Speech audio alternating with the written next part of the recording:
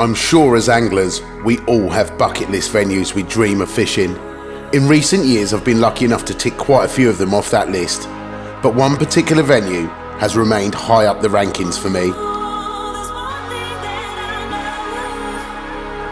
Orellana, 37 kilometres of wild, rugged landscape, lined by hundreds and hundreds of bays and containing some very, very big carp. The last days of 2020 would see me realise my dream of fishing this challenging venue and catching some truly incredible fish. But I can assure you, it was a hard 8 nights. Yeah! I've had a wonderful time. I've only gone and caught another big one. I was just over the moon.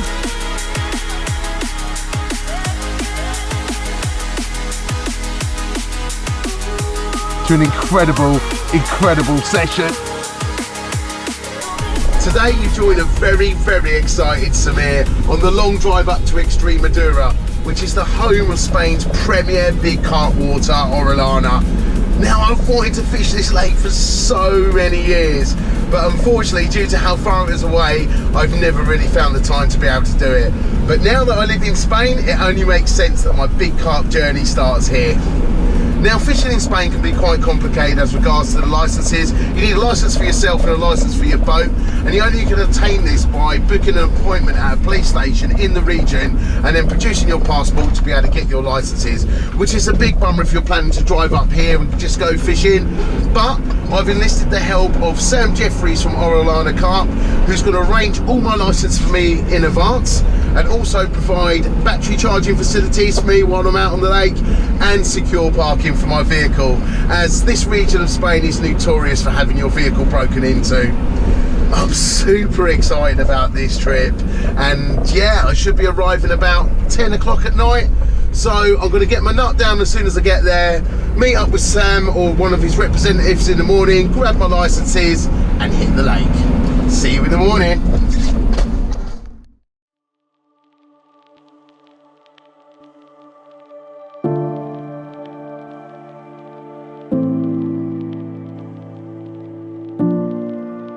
It's a crisp, fresh morning here in the Extremadura. Had a lovely night's kip next to the lake, but now it's time to get unpacked and hit the water, as I'm absolutely itching to catch a carp from this lake.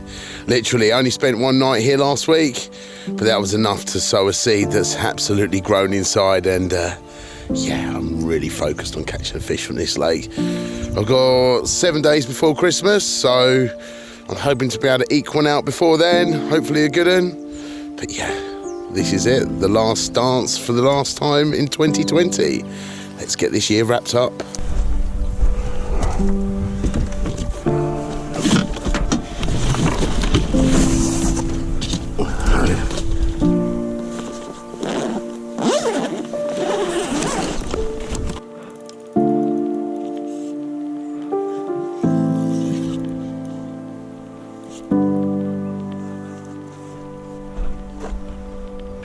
Well, there's been a slight change of plan.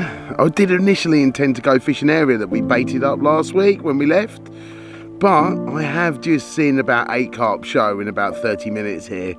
Now, most of them have been small, but the last one was a decent sized fish, knocking on for 20 kilos, and it was all between 10 metres and 70 metres range. Now, I'd be a fool to leave this spot and head off to the pre-baited area and fish there, especially after I've seen carp, as finding carp in this lake is a real difficult challenge given the size of the venue. Well, I decided to go for a couple of approaches on the rig front, with this one being the first, which is basically a fluoro D-rig with a critically balanced tiger nut and a bit of pop-up fake corn, a little sinker in the middle, fished on a size 4 claw. Now, this rig has done me ever so well in the past, especially on clear water venues, and the water here is very clear. But I have found it to give irregular hook holds, especially if there's a large population of crayfish in the lake, and there is a few crayfish I spotted in the margin, so the chances are there's a hell of a lot of crayfish in here. Now, the second rig has been my most successful rig ever. Now, this rig has given me more big carp than any other rig I've ever used, and it's basically a combi blowback rig, fished with, again, a critically balanced hook bait, with a little bit of fake corn and a bit of cork in the tiger nut. And yeah, that one's done the business this year, so I'm definitely going to be giving this one a go alongside the Fluoro D rig. I've also tied up a few of these little PVA meshes.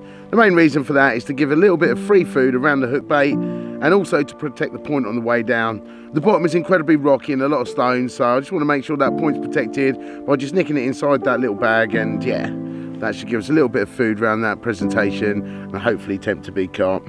Time's cracking on a bit now, so I do really need to get the 4 rods in the water and find myself some spots, but yeah, I'm pretty confident.